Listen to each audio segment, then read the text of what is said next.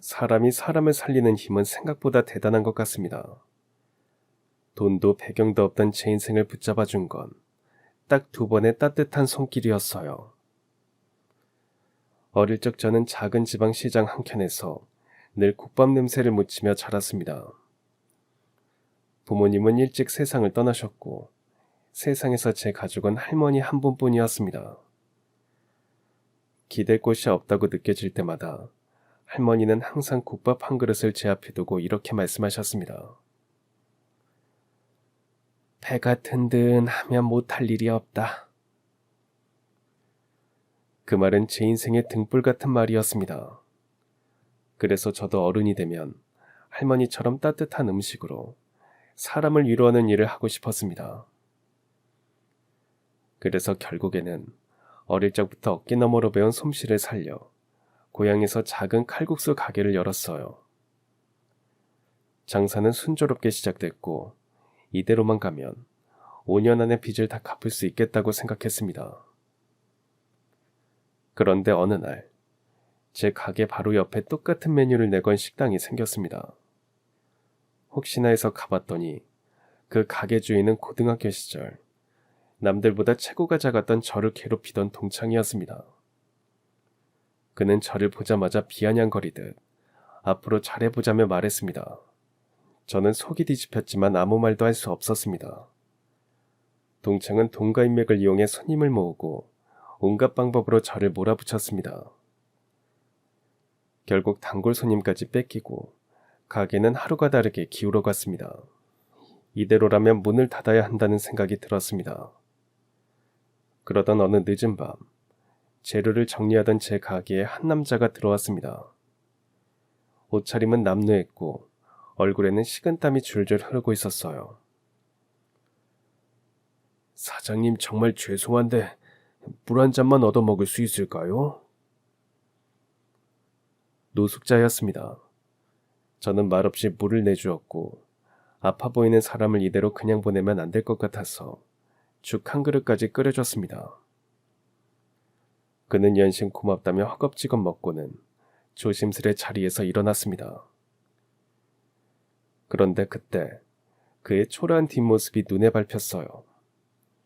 그래서 지갑에서 현금 10만 원을 꺼내 노숙자 손에 꼭 쥐어주며 말했습니다. 이 돈으로 꼭 병원에 가세요. 검사도 받고 약도 사드시고요. 노숙자는 한참 동안 제 손을 내려다보더니 몇 번이나 고맙다는 말을 반복하고서야 가게 문을 나섰습니다. 그리고 며칠 뒤 믿기 힘든 소식을 듣게 되었습니다. 바로 옆에서 잘 나가던 그 동창의 가게가 순식간에 무너져 내렸다는 것이었습니다. 사람에게 짓밟히고 세상에서 밀려났던 제가 어떻게 다시 일어설 수 있었는지, 그리고 그날 제가 건넨 작은 친절 하나가 어떻게 인생을 뒤집는 계기가 되었는지, 이 이야기는 그 2번의 따뜻한 손길에 관한 이야기입니다. 저는 어린 시절부터 할머니와 단둘이 살았습니다. 자세한 건 몰랐지만 부모님은 제가 갓난아기였을 때 사고로 돌아가셨다는 말만 들었어요. 부모님은 안 계셨지만 저는 괜찮았습니다. 제 옆에는 세상에서 제일 든든한 할머니가 계셨으니까요. 할머니는 흔히 말하는 여장부였습니다. 시장 한복판에서 할머니를 처음 본 사람들은 다들 놀랐을 겁니다. 왜냐하면 저희 할머니는 키도 크지 않고 마른 체구였는데 기운만큼은 동네에서 따라올 사람이 없었거든요. 어느 여름날이었습니다. 가게에서 술에 취한 아저씨가 숟가락을 내던지며 행패를 부린 적이 있었습니다. 여기 국물 맛이 왜 이래? 이게 사람 먹을 음식이냐? 할머니는 잠시도 주저하지 않고 그 아저씨 앞으로 걸어가 항상 가지고 다니시던 국자로 테이블을 탁 쳤습니다. 여기서 행패 부릴 거면 나가요. 내가 다른 건 몰라도 우리 가족이랑 내가 만든 음식 욕하는 건 못 참습니다. 당신은 앞으로 우리 가게 2번 다시 팔도 못 붙일 줄 아세요. 작은 체구에서 뿜어져 나왔던 기세에 그 아저씨는 꼬리를 내리고 나갔습니다. 가게 한편에 있던 제가 그 모습을 보고 놀라자 할머니는 아무 일도 아니라는 듯 말씀하셨습니다. 찬웅아, 사람 무서우면 장사 못해. 먹고 살려면 기죽으면 안 된다. 남 눈치 보다가 나 지킬 힘까지 잃으면 안 되는 거야. 할머니는 작고 연약해 보이는 몸과 달리 마음만큼은 세상 누구보다 단단한 분이라는 걸 그때부터 알았습니다. 할머니는 또래보다 작은 제가 어디 가서 기죽지 않도록 자신감을 불어넣어 주셨지만 안타깝게도 저는 할머니의 그런 대장부 같은 마음을 담지는 못했습니다. 항상 친구들한테 작다고 놀림을 당해서인지 조용하고 소심한 성격으로 자랐어요. 친구도 많지 않았습니다. 하지만 그래도 저는 괜찮았어요. 친구들이랑 노는 것보다 할머니 국밥집에서 숙제도 하고 일도 돕는 게 제게는 훨씬 마음이 편했으니까요.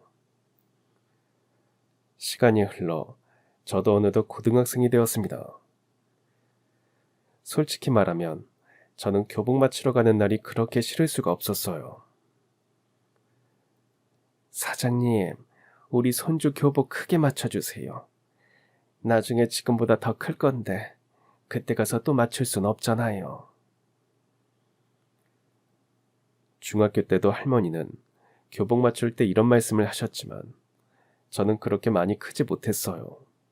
졸업할 때도 교복은 저한테 살짝 컸습니다. 그래서 고등학교 교복만큼은 제 몸에 맞게 하고 싶었지만 할머니의 고집을 꺾을 수가 없었어요. 찬웅아, 네 아버지도 어릴 때는 작았는데 나중에 많이 컸어. 너도 네 아버지 닮았으면은 앞으로 얼마든지 쑥쑥 클 거다. 그러니까 교복 크게 맞춰라. 결국 고등학교 첫 등교날 저는 소매를 2번 접고 바지 밑단도 돌돌 걷은 채 헐렁한 재킷을 입고 학교로 갔습니다. 교실로 들어서자마자 여기저기서 들리는 수군거림이 제 귀에 또렷하게 꽂혔습니다. 김찬웅 쟤 뭐냐? 어디 아빠 양복 빌려 입고 온 거 아니냐? 김찬웅 어디서 교복 물려받은 거 아니야? 왜 저렇게 헐렁해? 앞으로 김찬웅 너는 헐렁이다 헐렁이. 그날부터 제 별명은 헐렁이가 되었습니다. 학교에서 저는 이름 대신 별명으로 불릴 때가 훨씬 많았어요. 제 이름은 거의 잊혀지다시피 했고 남들보다 몸집이 작다는 이유로 고등학교에서도 놀림의 대상이 되었습니다. 놀림당하는 게 싫어서 밥도 잘 먹고 운동도 해봤지만 역시나 키가 크지 않았어요. 여전히 중학생 아니냐는 소리를 들을 만큼 또래들보다 한참 작았고 몸집이 작다는 건 남자들만 있는 학교에서는 생각보다 큰 약점이었습니다. 그리고 그건 곧 표적이 되는 이유가 되었어요. 저희 반에는 문제아로 소문난 박용식이라는 학생이 한 명 있었습니다. 저와는 달리 덩치도 크고 힘도 셌어요. 그리고 그것만 믿고 못된 짓을 일삼던 아이였는데 제가 할머니와 단둘이 산다는 걸 알고부터 괴롭힘이 심해졌습니다. 야 헐렁이 너 이리 와봐. 얼빵하게 있지 말고 이리 와보라고. 저는 한껏 기가 죽은 채로 용식이가 있는 뒷자리로 향했습니다. 용식이는 제 어깨에 손을 두르고 친한 척을 해왔어요. 형님이 배가 고픈데 말이야. 지금 돈이 딱 1,000원 있거든? 이거 가지고 가서 빵이랑 우유랑 과자 사와. 그 많은 걸 어떻게 1,000원에 다 사. 돈이 모자랄 텐데. 야, 너 말귀 못 알아들어? 어떻게 해서든 다 사오라고 이씨. 안 사오기만 해봐. 어떻게 되는지 보여줄게. 용식이는 제게 빵 심부름을 시키는 건 기본이었고 반 친구들 앞에서 일부러 큰 소리로 놀리며 망신을 주기도 했습니다. 창문을 열고 운동장에 가방을 던져버리거나 급식비라고 할머니께 받아온 돈을 빼앗아 간 적도 한두 번이 아니었습니다.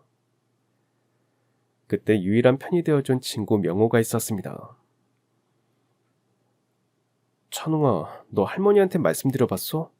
언제까지 용식이한테 휘둘릴 수 없잖아. 내가 이런 거 말하면 우리 할머니 걱정하실 거야. 안 그래도 식당 일로 힘드신데 나까지 걱정 끼치고 싶지 않아. 그냥 내가 참으면 돼. 그럼 우리 선생님한테라도 말씀드려보자. 분명 뭔가 방법이 있을 거야. 하지만 저는 알고 있었습니다. 선생님께 말해봐도 별다른 해결책이 없을 거라는 걸요. 왜냐하면 용식이 부모님이 지역에서 힘 좀 깨나 쓰는 분들이었거든요. 부모님을 뒷배에 둔 용식이는 무서울 게 없었습니다. 모두들 그 애가 아무리 못된 짓을 해도 못 본 척 넘길 뿐이었어요. 아마 제가 학교에 말을 해본다고 해도 그저 몇 마디의 주의만 주고 끝날 뿐이라는 걸 저는 잘 알고 있었습니다. 그런데 어느 날 용식이가 씩씩거리며 저를 쓰레기 소각장으로 불러냈습니다. 야, 김찬웅, 너 그렇게 안 봤는데 꽤나 치사하다. 네가 담임한테 꼬질렀냐? 어? 내가 너 괴롭힌다고? 그게 무슨 소리야? 나 그런 적 없어. 와, 이게 어디서 오리발이야.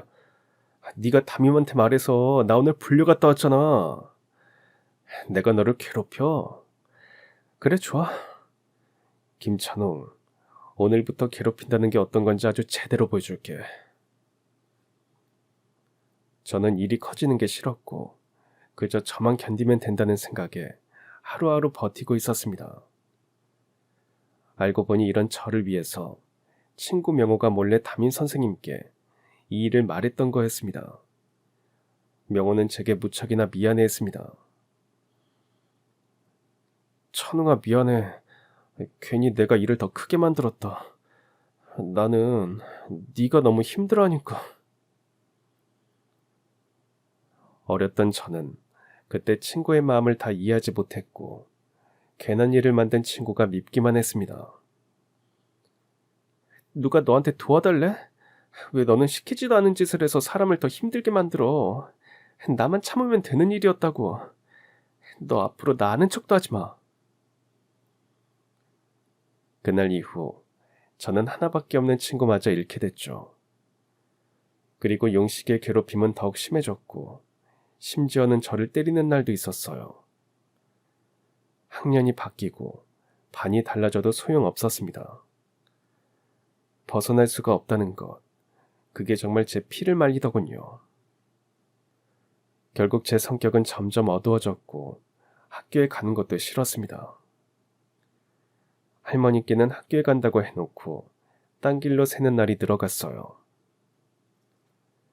그러던 고등학교 2학년 겨울방학이었습니다. 문득 이대로는 도저히 못 살 것 같다는 생각이 들었죠. 제가 고향을 떠나 아무도 모르는 곳으로 가버려야 이 지긋지긋한 괴롭힘의 굴레에서 벗어날 수 있을 것만 같았습니다. 결국 저는 가출을 결심했어요. 할머니께서 깊이 잠든 밤, 그동안 조금씩 모아둔 얼마간의 돈을 챙겨 집을 나왔습니다. 그렇게 저는 아무 연고도 없고 아는 사람도 없는 서울에 혼자 올라가게 됐습니다.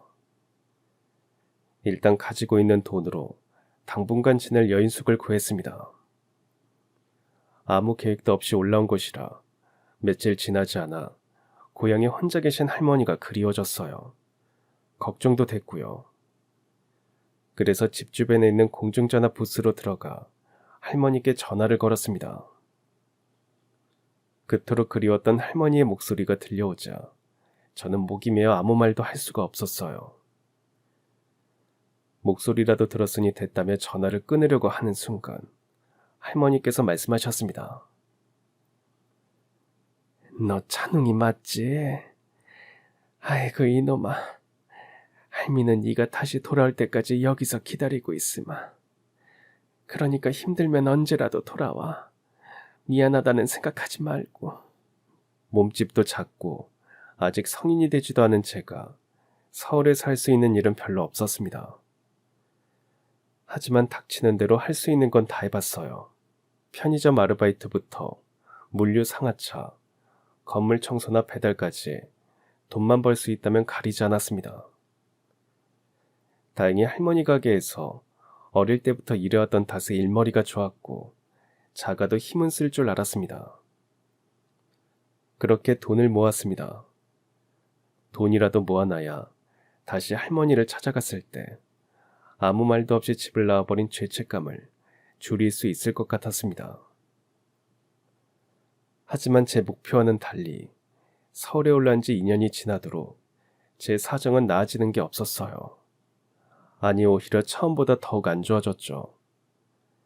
서울에서 지낸 지 1년 정도 되었을 때 저는 물류센터에서 저와 비슷한 처지의 친구를 만나게 됐습니다. 동병상련이라고 비슷한 구석이 많았던 저희는 집값을 아끼기 위해 원룸 하나를 얻어 같이 살려고 했어요. 하지만 친구는 제가 준 보증금을 가지고 사라졌습니다. 돈을 잃은 것도 잃은 거지만 저는 사람에 대한 믿음이 무너져 버렸어요. 더 이상 버티는 것도 어려웠습니다. 그래서 어쩔 수 없이 저는 할머니가 있는 고향으로 돌아갔습니다.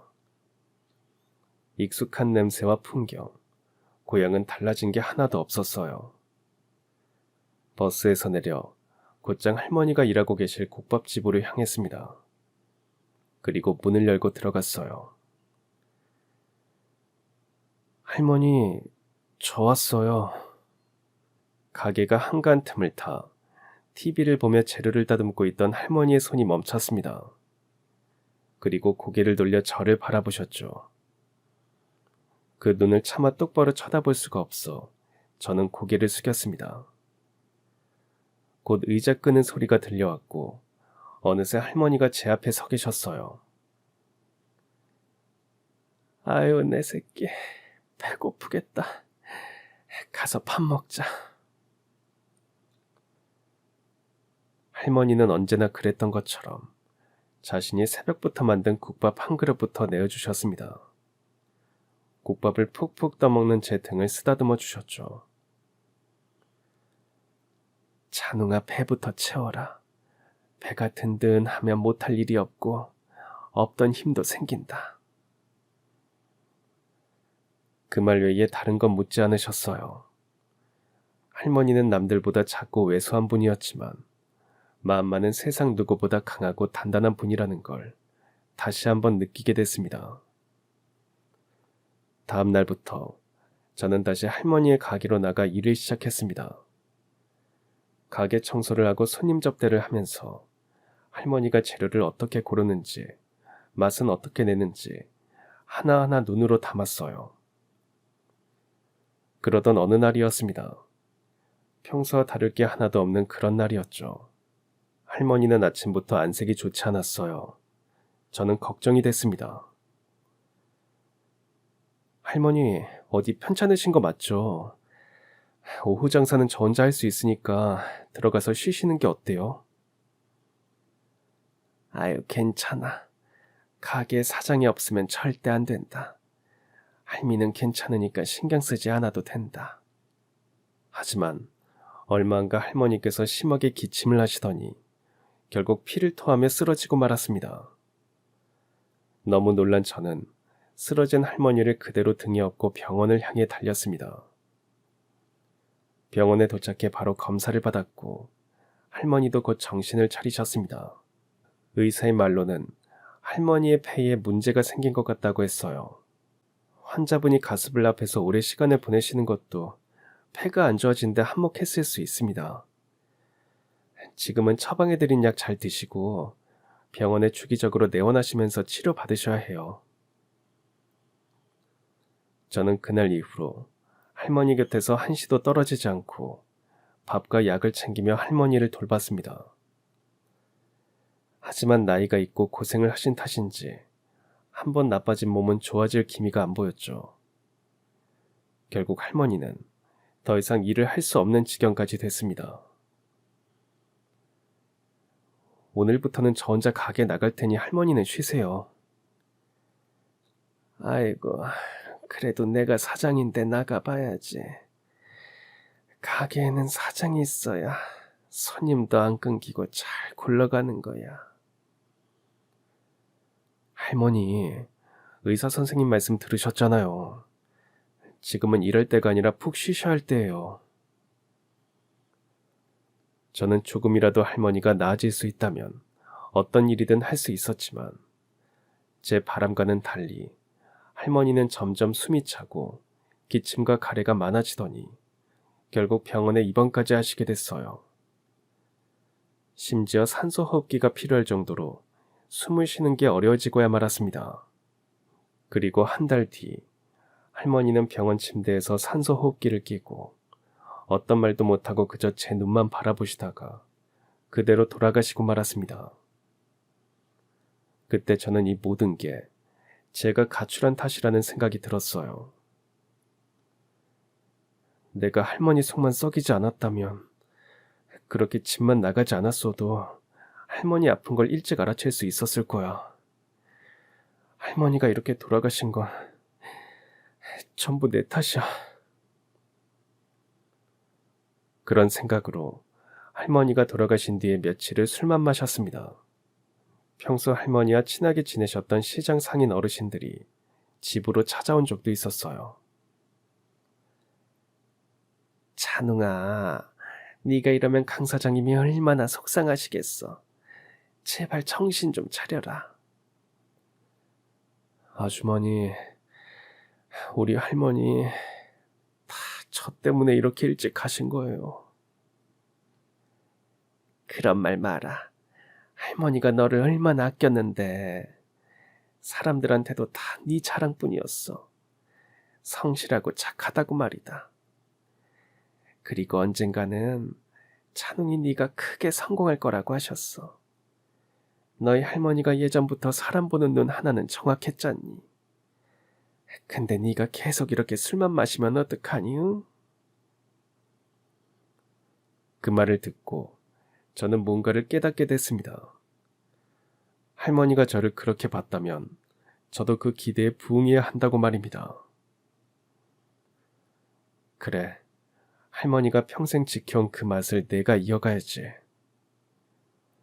집에 쌓여있는 술병을 다 갖다 버리고 집을 깨끗하게 청소했습니다. 그리고 다음날 할머니의 국밥집을 이어받기로 결심했습니다. 당분간 가게 문을 닫고 어깨너머로 배운 대로 음식을 만들어 봤죠. 할머니가 쓰시던 커다란 무쇠솥에 사골을 넣고 불 앞에서 몇 시간을 지키며 국물을 우렸습니다. 할머니의 방식 그대로 화려한 재료는 없지만 정성과 시간을 아끼지 않았어요. 할머니가 끓이던 국밥의 깊은 맛을 살리되 제가 배운 대로 직접 만든 칼국수면을 더해 새로운 메뉴로 내놓았습니다. 맛을 보고 나니 이거면 해볼만 하다는 생각이 들었습니다. 그래서 저는 시장 구석에 있던 할머니의 가게를 팔고 조금 더 눈에 띄는 곳에 칼국수 가게를 오픈했어요. 돈이 많이 없었기에 모든 걸 중고로 사서 넣어야 했지만 그저 행복했습니다. 가게 이름은 주저할 것도 없이 할머니 이름을 따서 순인의 칼국수라고 지었어요. 그리고 계산대 옆에는 할머니가 젊으셨을 적 웃고 있는 흑백 사진과 할머니 품에 안겨 해맑게 웃고 있는 제 어린 시절 사진을 나란히 두었습니다. 손님들에게 보여주고 싶었던 것이 아니라 저를 위한 일이었어요. 그 사진을 보면서 매일같이 할머니가 지켜보고 계신 것처럼 힘을 얻고 싶었거든요. 처음 1년은 쉽지 않았습니다. 단골은커녕 하루에 2~3명 겨우 오는 날도 많았고 재료를 다 못 써서 버리는 날이 더 많았죠. 그래도 가게 문을 닫을 생각은 단 한 번도 하지 않았습니다. 할머니가 평생 불 앞에서 버티던 그 뒷모습이 떠올라서 저도 마치 할머니가 된 듯 묵묵히 불 앞을 지켰습니다. 그렇게 1년쯤 지나자 조금씩 손님들이 늘어나기 시작했습니다. 시장 사람들, 지나던 택시 기사님들, 그리고 옛날 맛이 난다, 속이 든든하다 하면서 다시 찾아오는 분들이 생겼습니다. 조금씩, 아주 조금씩 자리 잡아가던 그때가 제 인생에서 처음으로 나도 하면 된다는 걸 느꼈던 순간이었습니다. 가게가 자리를 잡고 3~4년쯤 지났을 무렵이었습니다. 단골도 생기고 점심시간이면 줄을 서서 기다리는 손님들까지 생겼습니다. 그리고 지역 맛집으로 소문이 났는지 먼 데서 일부러 찾아오는 손님들까지 생겨서 조금은 숨을 돌릴 수 있게 됐어요. 이대로만 간다면 가게 차릴 때 대출받은 돈도 5년 안으로 다 갚을 수 있을 것 같았습니다. 그런데 어느 날, 제 가게 바로 옆 건물 1층에 공사가 시작되었습니다. 어떤 가게가 들어서려나 궁금했는데 정확히 한 달 뒤 제 궁금증은 풀리게 됐습니다. 그 가게는 칼국수 가게였어요. 처음에는 우연이겠거니 했어요. 김 사장, 저기 옆에 칼국수 가게 생긴 거 봤어? 아휴, 참나. 다른 데도 아니고 어떻게 바로 옆에 떡하니 똑같은 메뉴를 파냔 말이야. 그 집 사장은 상도덕을 팔아먹었나 봐. 우연이겠죠. 칼국수 집이 한두 개 있는 것도 아니고 같이 잘 먹고 잘 살면 좋죠. 에헤이, 답답한 소리 하네. 김 사장, 손님 나눠 가질 거야? 지금 장사 좀 잘 된다고 자신만만해 하다가 나중에 큰 코 다쳐. 말은 그렇게 했지만 사실 조금 걱정은 됐습니다. 그래도 저는 제 음식에 자신이 있었기에 제 실력을 믿어보기로 했어요. 하지만 며칠 뒤 새로 생긴 그 가게 사장이 누군지 알게 되자 가슴이 철렁 내려앉았습니다.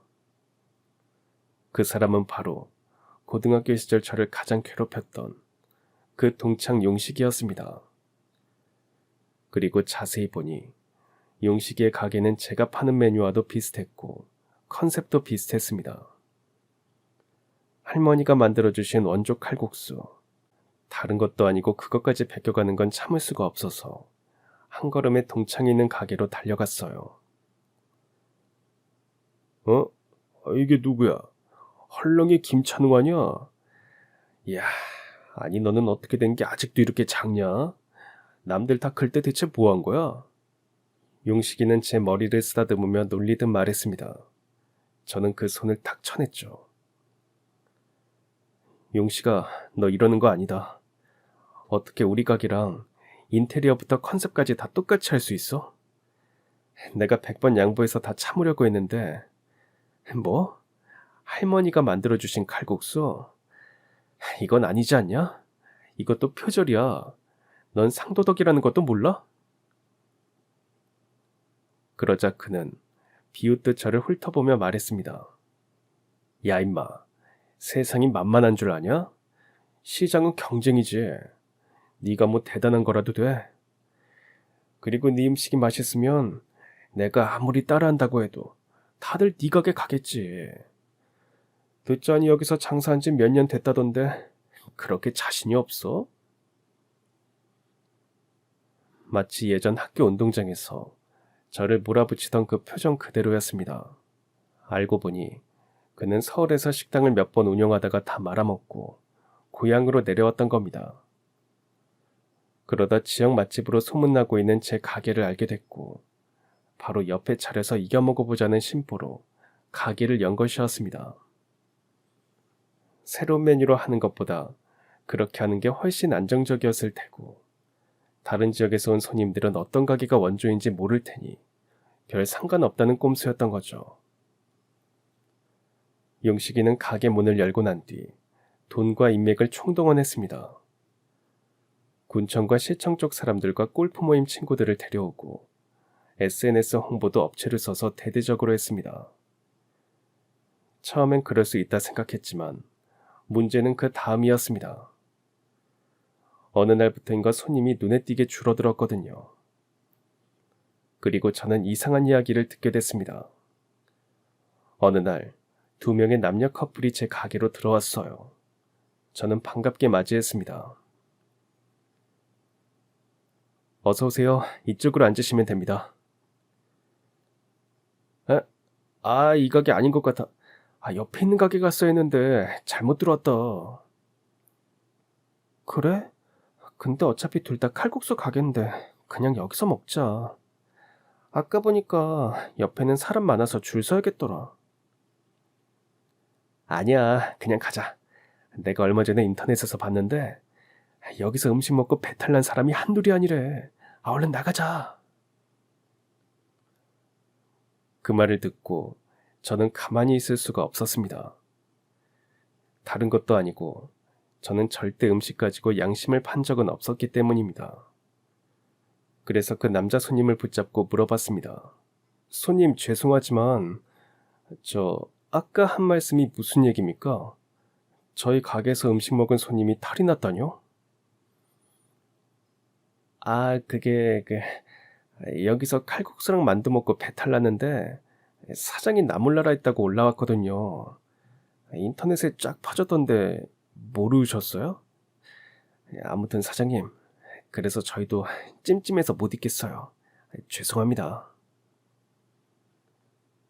그 말에 저는 인터넷을 찾아봤습니다.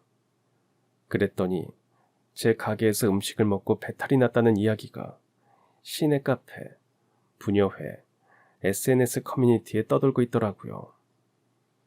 상호는 나오지 않았지만 묘사해둔 걸 보면 이곳에 사는 사람이라면 누구나 알 수 있을 정도였습니다. 너무 억울했습니다. 다른 건 몰라도 음식에 대한 것만은 누구보다 정직하고 양심에 찔리지 않게 관리해왔다고 자부했었거든요. 그런데 사실도 아닌 헛소문 때문에 먹칠을 당한 것 같았죠. 그리고 대체 누가 이런 일을 한 건지 짐작이 갔습니다. 바로 옆가게 사장인 동창, 용식의 짓이었죠. 하지만 따지고 싶어도 증거가 없었습니다. 그 소문은 작은 동네에서 삽시간에 퍼졌고 단골 손님들도 발길을 끊었습니다.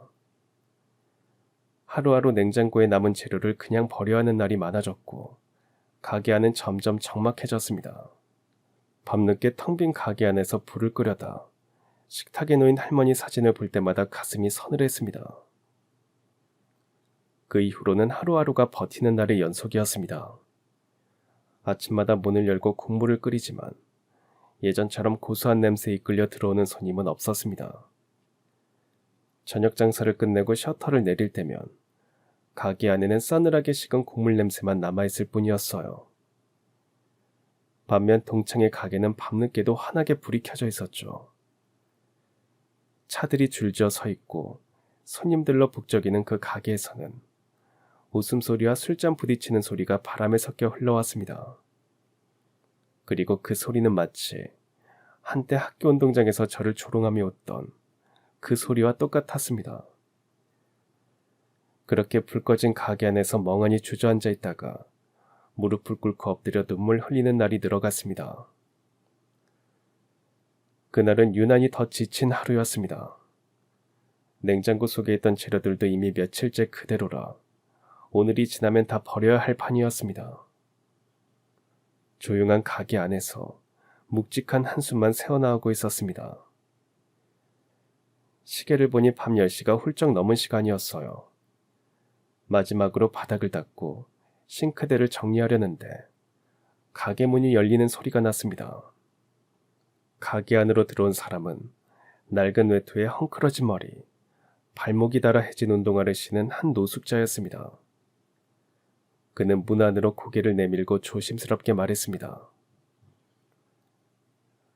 저기 사장님, 정말 죄송하지만 물 한 잔만 얻어 마실 수 있을까요? 땀을 뻘뻘 흘리며 힘겹게 말하는 그의 부탁을 거절할 수가 없었습니다. 그래서 일단 그 노숙자를 가게 안으로 들어오라고 했어요. 그리고 물 한 잔을 건네자 그는 두 손으로 컵을 감싸쥐더니 단숨에 벌컥벌컥 들이켰습니다. 밝은 불빛 아래서 다시 보자 그의 상태가 심상치 않았습니다. 이마에는 땀이 송골송골 맺혀 있었고 입술은 하얗게 바짝 말라 있었어요. 몸을 제대로 가누지도 못해 의자에 겨우 기대어 앉았습니다. 괜찮으세요? 어디 많이 아프신가 봐요. 제 말에 노숙자는 숨을 고르며 대답했습니다. 어제 이 옆 가게에서 칼국수랑 만두를 얻어먹었는데 그 뒤로 이상하게 계속 속이 안 좋아서요. 하루 종일 뭘 못 먹었는데 물이라도 안 먹으면 큰일 날 것 같아서 예의가 아닌 줄 알면서도 들어왔습니다. 죄송합니다.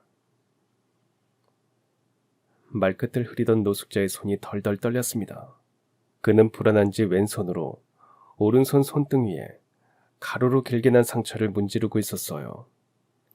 그걸 보고 있자니 할머니가 늘 하시던 말씀이 문득 떠올랐습니다. 배부터 채워라. 배가 든든하면 못할 일이 없고 없던 힘도 생긴다. 노숙자에게는 잠깐만 기다리라 말한 뒤 주방에 들어가서 냄비에 있던 국물을 조금 덜고 급히 죽을 끓였습니다. 채소를 송송 썰어놓고 소화가 잘 되게 국물은 묽게 만들었습니다. 급히 만든 죽을 그릇에 담아 테이블 위에 내밀자 노숙자는 빤히 바라보기만 했습니다.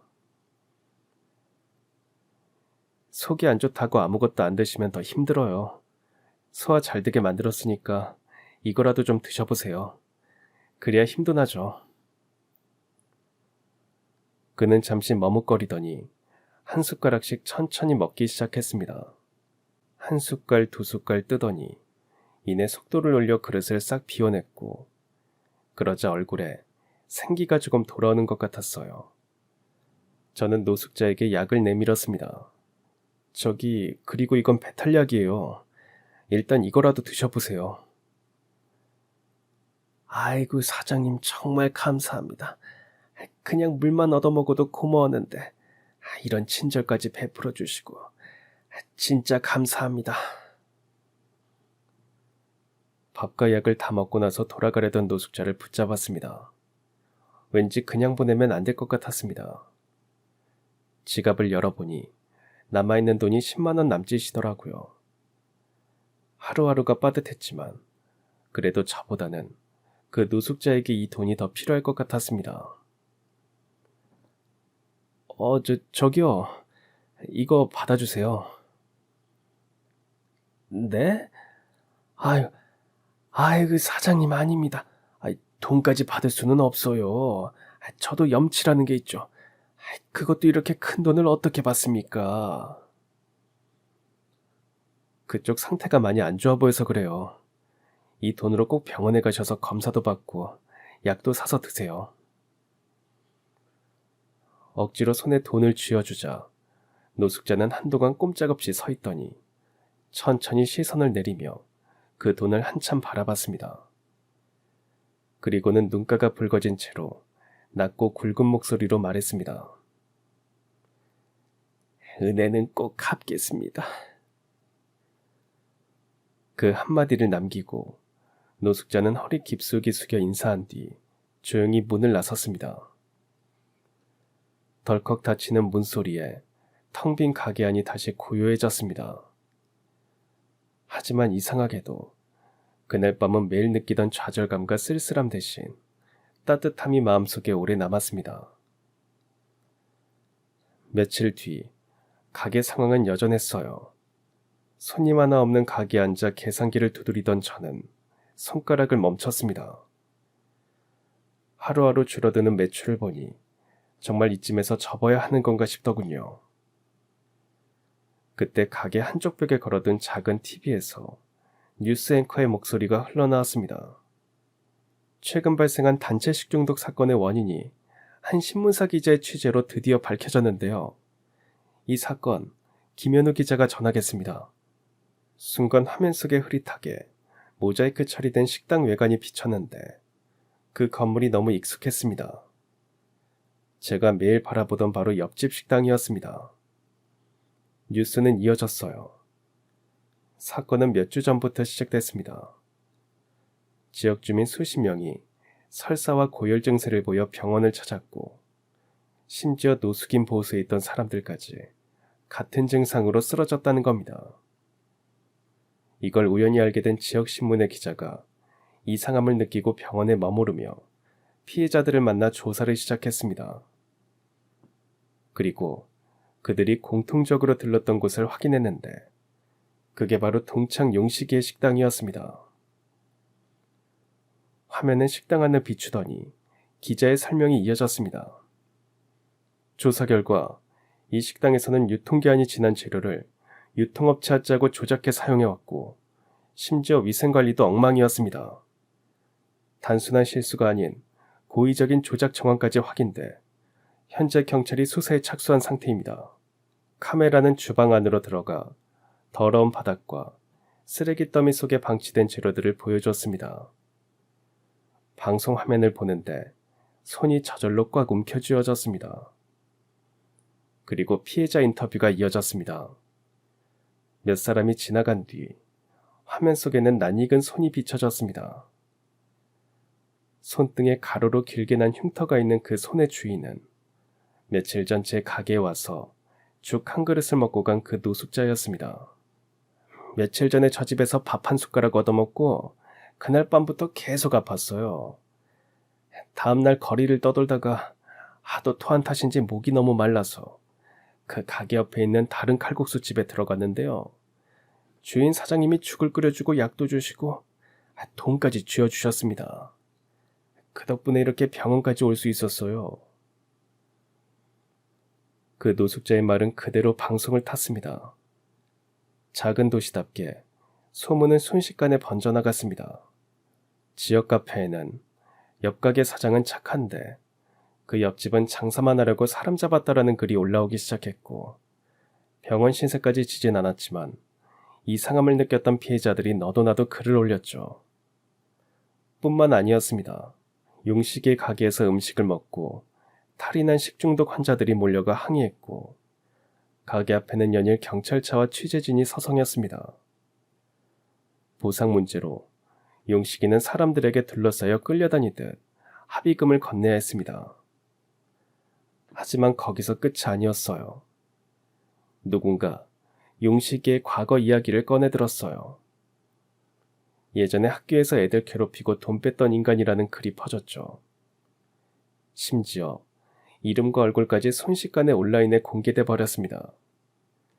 결국 동창의 가게는 쫄딱 망했고 끝내 문을 닫아야 했습니다. 한때 거만하게 웃던 얼굴이었는데 뉴스 화면에 잡힌 그는 고개를 푹 숙인 채 경찰서로 들어가고 있었죠. 저는 텅 빈 가게에 혼자 앉아 그 장면을 보고 있었습니다.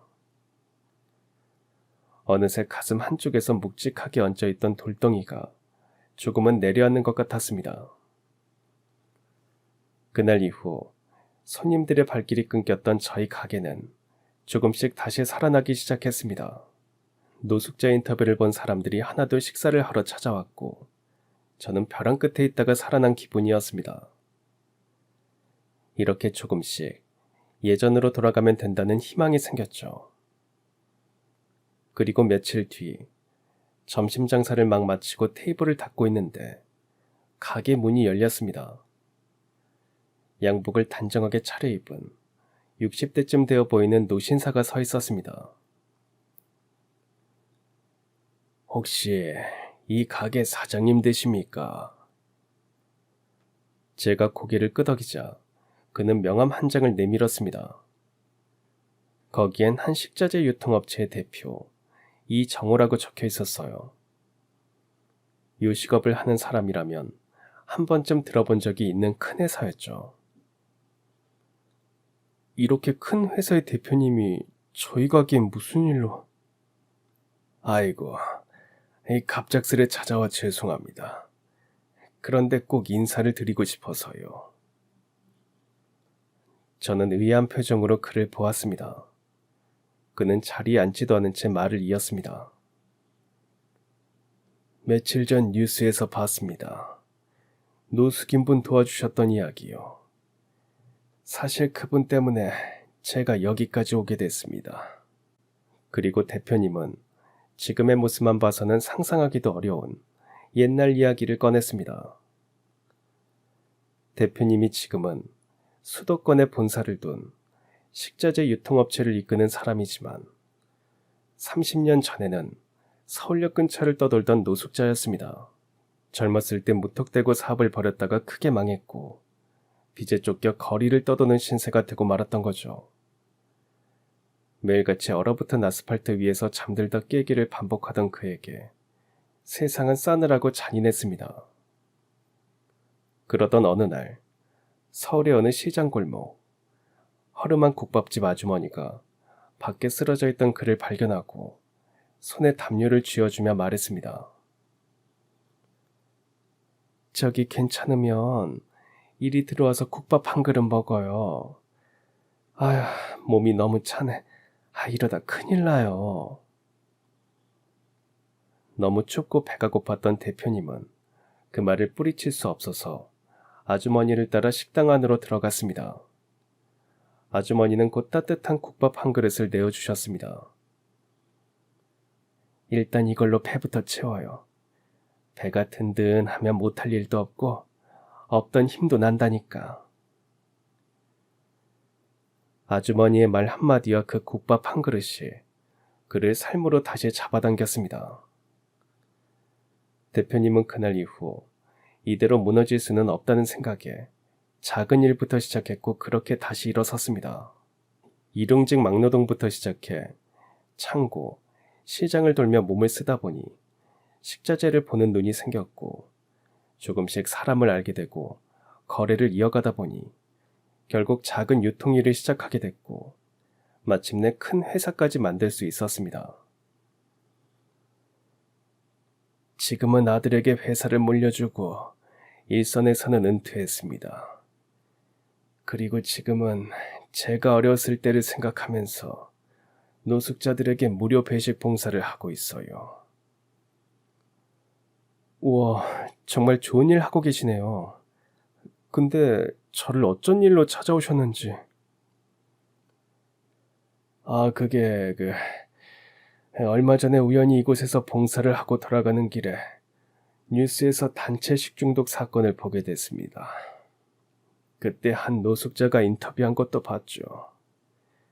그걸 들었을 때 마치 30년 전에 제게 국밥 한 그릇을 내어주셨던 그분이 생각나더군요. 그래서 물어물어 찾아왔습니다. 그리고 대표님은 놀랄만한 제안을 하셨습니다. 그래서 말인데요. 혹시 내가 이 가게에 도움을 주면 어떨까 합니다. 네? 아닙니다. 저는 그냥 할 일을 했을 뿐입니다. 제가 아니라 다른 사람이어도 그랬을 겁니다. 아니요. 다들 말은 그렇게 하지만 선뜻 노숙자를 돕겠다고 나서는 사람들은 별로 없습니다. 사장님은 정말 큰일 하신 겁니다. 그래서 제가 꼭 도와드리고 싶습니다. 제가 어떻게 해야 할지 몰라 우물쭈물하자 대표님은 천천히 말을 이었습니다.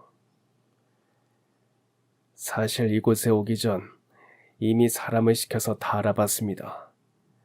사장님이 어떤 분인지, 이 가게가 어떻게 세워졌는지, 그리고 바로 옆 가게가 어떤 일을 벌였는지도요. 저를 알아보셨다고요? 솔직히 처음엔 그 노숙인 분에게 들은 이야기가 믿기지 않았습니다. 이런 세상의 힘든 와중에도 낯선 사람에게 따뜻한 밥 한 그릇 내주는 사람이 과연 있을까 싶었거든요. 그런데 직접 보고 알게 됐습니다. 사장님은 딱 한 번도 쉬운 길을 택한 적이 없는 분이더군요. 그리고는 조심스럽게 가방에서 서류 봉투 하나를 꺼내 놓았습니다. 이건 제 작은 도움입니다. 이걸로 장사를 다시 시작해보세요. 식자재는 제 회사에서 안정적으로 공급해드릴 겁니다. 값도 신경 쓰지 마시고 좋은 재료로만 받으세요. 가게가 다시 자리 잡을 때까지는 제가 다 책임지겠습니다. 갑작스런 제안에 저는 숨이 막히는 것 같았습니다. 저기 대표님, 아니 이렇게까지 해주실 이유가 없잖아요. 저 갚을 자신도 없고요. 제 말에 대표님은 잠시 저를 똑바로 보더니 웃으면서 고개를 저었습니다.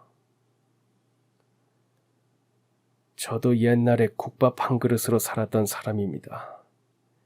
그때 저를 살려주신 아주머니가 계셨고 지금 이 순간 그 은혜를 갚는다고 생각하면 됩니다. 대표님, 그럼 제게 도와주신 건 꼭 갚겠습니다. 하지만 대표님은 단호하게 고개를 저었습니다. 아니요, 저한테는 갚지 않으셔도 됩니다. 대신 나중에 사장님이 살만해지면 그때는 사장님보다 더 힘든 사람 한 명만 도와주세요. 그게 제 유일한 부탁입니다. 그 말을 듣는데 가슴이 먹먹해졌고 그동안 쌓아두기만 했던 서러움이 눈물로 한꺼번에 터져나왔습니다. 대표님, 정말 감사합니다. 이 은혜 잊지 않겠습니다. 꼭 언젠가 저보다 더 힘든 사람을 도울게요. 대표님은 미소를 지으며 제 손을 꼭 잡아주었습니다.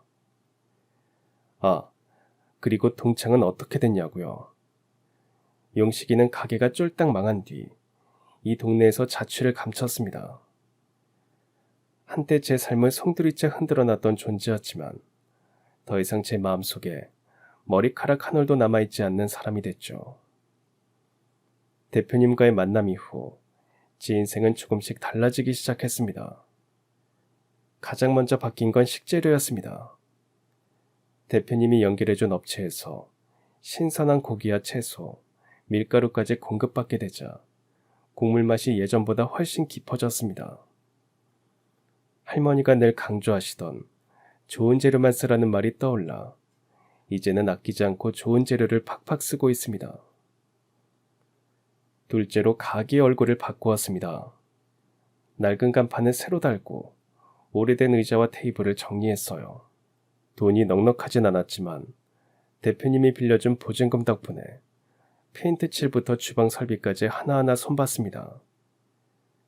낡았던 가게가 조금씩 밝아지자 제 마음도 함께 환해졌습니다.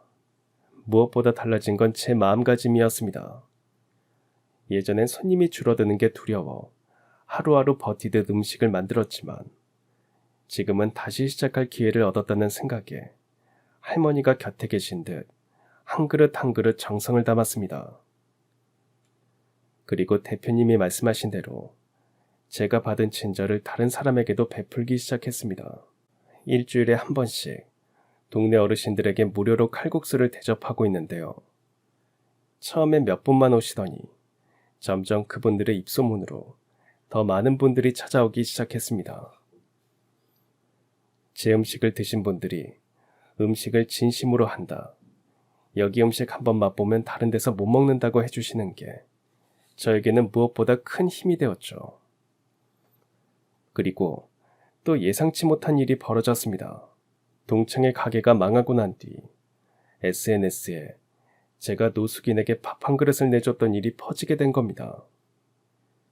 사람들은 제 가게를 따뜻한 칼국수집이라고 부르기 시작했고 그걸 보고 이제는 우리 동네만이 아니라 멀리서부터 손님들이 찾아오게 됐습니다. 손님이 많아지자 가게를 더 이상 혼자서는 감당할 수 없게 되어 동네 아주머니 한 분을 모시고 주방 일을 나눠 하게 됐죠. 그렇게 조금씩 숨을 돌릴 수 있었고 가게는 완전히 예전의 활기를 되찾았어요. 아니, 오히려 그 전보다 더욱 잘 되기 시작했습니다. 이제는 주방에 서서 손님들 웃는 얼굴을 바라볼 때마다 대표님이 해주신 말이 떠오릅니다. 저한테는 갚지 않아도 됩니다. 대신 언젠가 살만해지면 사장님보다 더 어려운 사람을 도와주세요. 저는 그거면 됩니다. 대표님과의 그 약속을 지키기 위해 저 역시 매달 한 번씩 지역의 어려운 분들을 위해 무료 식사를 내놓고 있습니다. 이제 제 식당은 단순히 한 끼를 해결하는 공간이 아니라 사람들이 마음을 채우러 오는 곳이 되었습니다. 무너져가는 식당을 살려낸 건 돈이나 기술보다 누군가에게 받은 한 번의 선이었다는 걸 저는 이 과정을 통해 다시 배우게 되었습니다. 가끔 늦은 밤, 불 꺼진 주방에 홀로 앉아 있으면 가게 한쪽에 놓인 할머니 사진이 눈에 들어옵니다. 할머니, 저 잘하고 있죠? 그렇게 속삭이면 사진 속 할머니가 예전처럼 고생 많았다 하고 머리를 쓰다듬어 주시는 것만 같습니다. 저는 이제 더 이상 도망치기만 급급했던 그 소년이 아닙니다. 할머니가 남겨주신 국물 한 그릇, 그리고 누군가의 따뜻한 마음이 저를 세상에 당당히 맞서게 만들어 주었으니까요. 그래서 저는 오늘도 가게 문을 열며 다짐합니다. 나처럼 길을 잃고 방황하는 누군가가 이 문을 열고 들어오면 따뜻한 국물 한 그릇으로 다시 시작할 힘을 주겠다고 말입니다. 그럼 지금까지 사연 들어주셔서 감사합니다. 사연이 재밌으셨다면 구독과 좋아요 부탁드려요. 감사합니다. 안녕히 계세요.